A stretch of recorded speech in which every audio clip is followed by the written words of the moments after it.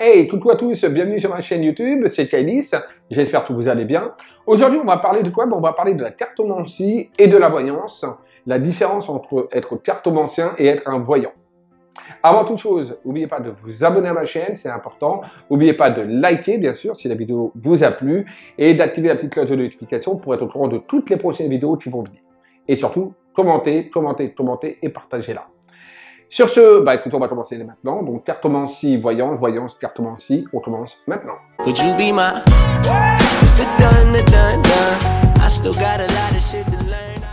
Alors, qu'est-ce que être cartomancien et qu'est-ce que être voyant? Deux choses différentes, mais en même temps, deux choses différentes qui également se complètent. Un cartomancien va lire les cartes. Cartomancien, carte. Donc, il peut lire les cartes soit... Alors, sur la cartomancie, quand je parle de cartomancien, je vais dire évidemment tarologue. C'est la même chose. Donc, la cartomancie et le tarologue lisent les cartes pour les cartomanciens et le tarot pour les tarologues. C'est donc l'art d'interpréter les cartes pour pouvoir donc voir le passé, le présent et le futur. Dire donc des prédictions. La voyance, elle, c'est plus, on va dire, de l'intuition. Non, c'est pas plus, c'est de l'intuition. C'est quelque chose d'intuitif. C'est également avoir des ressentis. C'est également se canaliser pour pouvoir avoir des informations par le biais visuel, clairvoyance, ou l'auditif, clairaudience. On se rapproche encore plus là maintenant aussi de la médiumnité avec ça. Donc le voyant va en fait lire les énergies de la personne pour pouvoir simplement faire de la voyance, interpréter ce qu'il ressent, ce qu'il voit. La cartomancie va se faire de différentes façons et de différentes manières et avec différents supports. On a pour la cartomancie donc le jeu de cartes normal, 32. On a les oracles, voilà, entre autres, voilà, donc on a ces deux modèles-là. Et pour les tarologues, c'est le tarot. Le tarot, donc on a le tarot de Marseille, naturellement, que tout le monde connaît, et il y a pêle-mêle de tarot, tout comme les oracles, il y a pêle-mêle d'oracles. Hein, on a différents, donc pour revenir sur les oracles, on a l'oracle de Béline, on a l'oracle Triade, l'oracle de Lumière, l'oracle des mages, on a l'oracle des saints, on a l'oracle des anges, voilà, il y a plein d'oracles, et le tarot, il y a plein de tarots, il y a notamment le tarot de Marseille, il y a le tarot le normand, il y a le tarot de lumière, le tarot des chamans, bon voilà, différents styles de tarot. Mais en fait, tout ça regroupe quoi? Ça regroupe que par la cartomancie, on interprète des cartes. Par exemple, je tire une carte qui est par exemple la carte, qui est une des cartes de l'oracle de Béline, cette carte-là qui est la carte de l'eau. Donc voilà, l'eau, la lune avec le voyage. Je dirais, voilà, une carte comme ça. Et cette carte-là, on va l'interpréter. Donc on va interpréter ce qu'elle veut dire. Alors déjà, on va interpréter premièrement la signification de la carte. Donc là, en l'occurrence, c'est l'eau. Donc on va essayer, le cartomancien va dire un petit peu ce que représente l'eau. L'eau, on sait, ça représente quoi? Ça représente la vie. L'eau représente aussi la sensibilité. Ça représente également le calme, mais ça représente aussi la tempête. On est bien d'accord. Ça représente également, j'ai dit, le calme, la tempête. Donc on a déjà une première interprétation. On a l'interprétation là par exemple qui nous aide également la lune. La lune, tout ce qui est lunaire, c'est tout ce qui est féminin. La lune, c'est tout ce qui concerne également un petit peu les émotions. Lié à l'eau, ça va très bien, les émotions, la réceptivité. Et on a enfin le bateau qui montre également qu'on part dans le large ou alors qu'on revient quelque part. C'est donc le synonyme d'un voyage, d'un départ ou même d'un retour, qui peut être calme, qui peut être houleux, parce que c'est sur l'eau.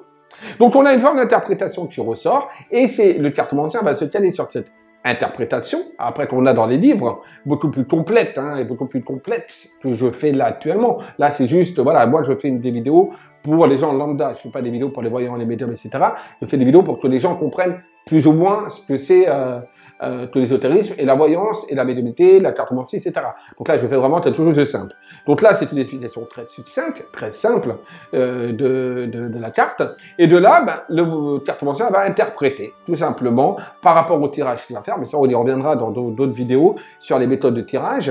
Et je reviendrai également sur des vidéos par rapport également à l'oracle de Béline. Je dirai les significations propres à la carte. Et je dirai également ce que moi, il ressort de mon intuition de voyant sur les cartes, c'est deux choses différentes.